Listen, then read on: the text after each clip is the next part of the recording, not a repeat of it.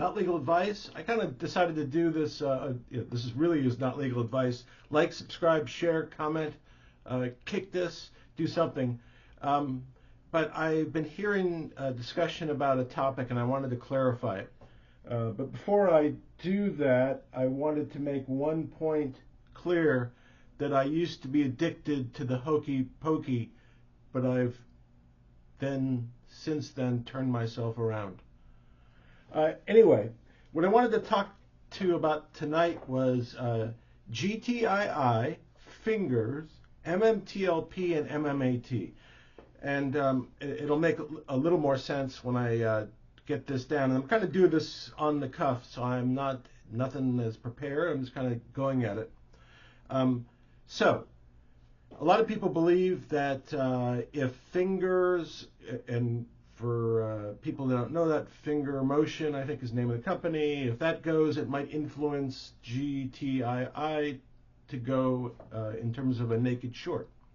And the same has been discussed about MMTLP, it would be, I guess, next bridge, MMTLP, and MMAT, that if MMTLP next bridge is resolved, then that will kind of cause MMAT to flourish. Maybe true, maybe not financial advice also.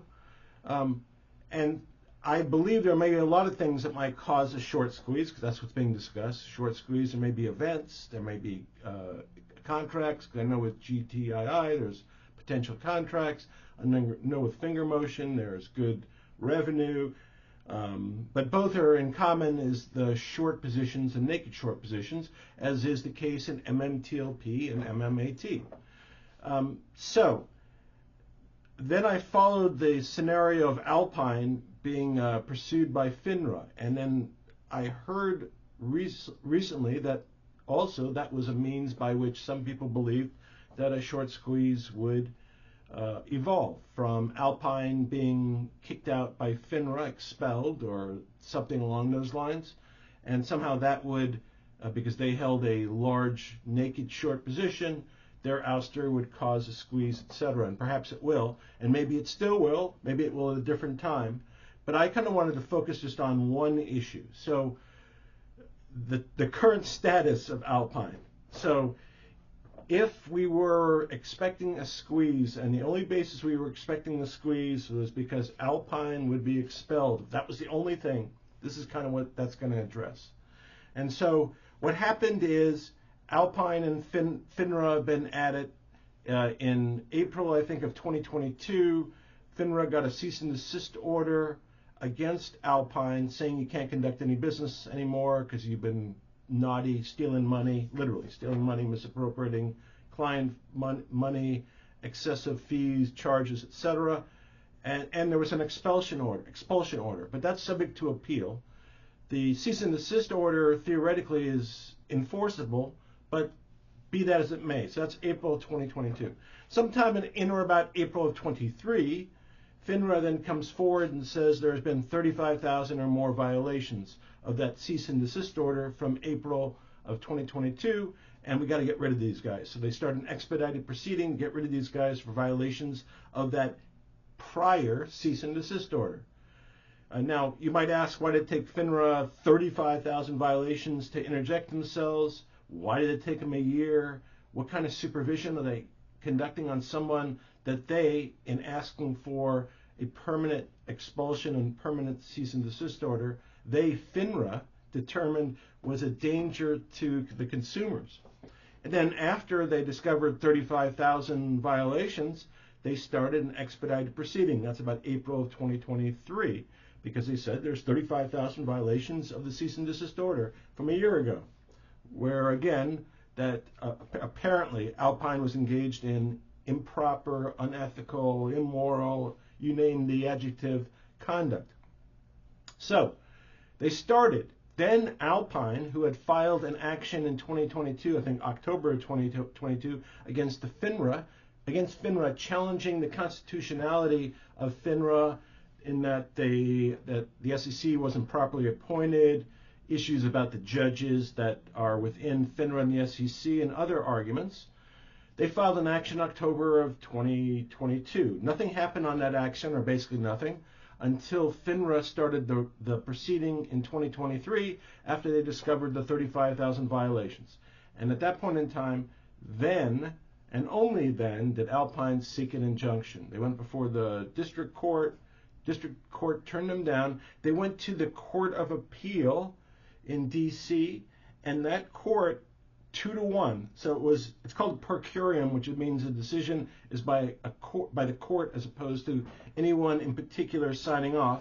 But I understand the decision was 2-1, and that doesn't mean that the final decision will be the same, but often it's very likely that they are the same. And they're kind of like 2 points. So I've heard discussions about that ruling and how that will impact Alpine in the future. And when you look at it, it depends also if the ultimate ruling of this court is the same as in this current ruling, because they required, after they issued this ruling, and I'm going to address a couple pieces of language in there, but after they issued this ruling, then they set a briefing schedule. I believe it's August through something like November or October, to decide what to do in the future. And in there they talk about the constitutional argument. So this is now the order that granted an injunction during the appeal that stopped Finra from going forward to enforce the violations of the cease and desist order from the prior year, and which Finra claims and acknowledges is 35,000, at least 35,000 claims. So this appellate opinion says stop things, let's figure this out. And they look at a couple of constitutional arguments. Again, one, whether it was an improper delegation of executive power. Two, if the actual tribunal is unfair, and some other issues. And in, I think, the prior year, there was a Supreme Court case that basically said the SEC's judges need to be properly appointed. They can't be just SEC appointed. And in this opinion, as to the Alpine case, the court that says, why not extend it to Finra? In essence, it says, why not? Or the judge who was writing a concurring opinion, basically the only one who wrote on this particular order that was issued a couple weeks ago. So in there were a couple points that caught my attention. So this is the appellate judge talking about ruling on this matter, but then they're talking about the entire case, because to win an injunction at some point in time you have to prevail on the merits. So there were a couple things that caught my attention. One, on page 6, it says Finra might prevail on those issues, but on the briefing before us, that seems unlikely. And then it talks about a constitutional argument about vesting executive authority. And then at another point in time, I think it's page 4, it says, at this early stage, Alpine has raised serious arguments that Finra impermissibly exercises significant executive power. So the court is correct to grant the injunction. It's also interesting that when they made their determination of whether it was in and balancing the interest in granting versus not granting based on equitable grounds, the court seemingly ignored the misconduct of Alpine. And I find that was interesting. Doesn't mean that in the final ruling that they may not. But anyway, the point is there is language within the opinion that suggests in the end that the court will not allow the decision, the current proceeding to go forward, to expel Alpine. And alternatively, it may be that the prior proceeding that was granting the expulsion may have been improper. If this court or the Supreme Court determines that the delegation of power is improper. And we won't know that for another probably 6 months to the end of the year, maybe slightly less than 6 months with the briefing schedule. But and that's all fine and good. But I don't think that's where it should stop. But I wanted people to understand that if you're counting on Alpine being kicked out through Finra or the SEC in the short term. I just don't see it in the next 6 months. But that doesn't stop us, and this is really my ultimate concern. I don't know why Finra didn't act sooner. What were they waiting for? Isn't 35,000 enough? And at this point in time, because the point was, all these cases, the ultimate point is they're trying to restrict the authority of all these agencies, and that the federal courts should retain jurisdiction over these matters. So that's the point here, that the courts are saying you should go to the federal courts. So why doesn't Finra go to the federal court now?